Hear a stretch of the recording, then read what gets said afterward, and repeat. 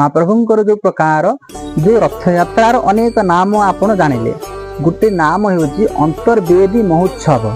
अंतर्वेदी पुणी कौन महाप्रभुंकर अंतर्वेदी आज्ञा जेतेले पांडव माने पचारुचंती ना कौन महाप्रभु को आपण गोटे ए प्रकार स्थान आपण कहंतु जे कि विष्णुंकर एवं विष्णुंक लोक ठार मध्य आहुरी अत्यंत सुंदर हेतिबो तांको सहित समान हेतिबो। जेतेले महाप्रभु निजे कहते श्रीकृष्ण कहते श्री मंदिर रे जेतेले तांकर सिंहासन जाकि रत्न सिंहासन हे होचंती जगन्नाथ जो विराजमान करचंती सी अंतर्वेदी ताकू कहते अंतर्वेदी बोली कहा जाय एवं से स्थान ही होचंती विष्णुंक सहित समान विष्णुंक लोक ठार मध्य आहुरी दुर्लभ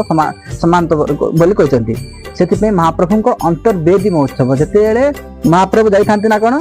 जेतेले स्नान पूर्णिमा दिन महाप्रभु बाहर थांती सिंहासन ओल्हे आसी थांती स्नान कर थांती से समय से सिंहासन को छाड़ी दी थांती। छाड़िला जेतेले पुणी थरे गुंडीचा मंदिर जाई थांती गुंडीचा मंदिर आसिला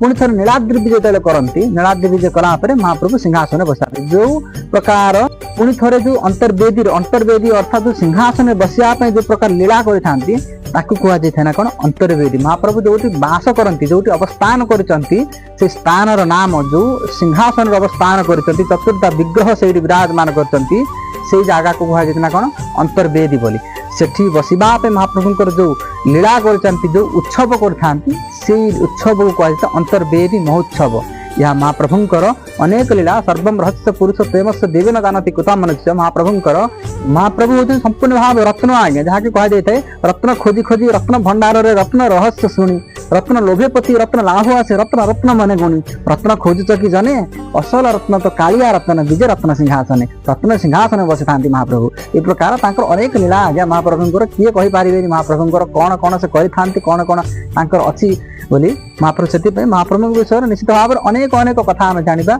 आपन ए प्रकार भाव में महाप्रभु आपंकर किसी प्रश्न रोचे महाप्रभु को नहीं महाप्रभु रथ यात्रा को नहीं किसी प्रश्न रोचे निश्चित भाव में कमेंट माध्यम जनातु आम निश्चित भाव में आपको से वीडियो माध्यम आप ना सहित महाप्रभुंकर से कथा को संपूर्ण भाव में कहबू। जय जगन्नाथ।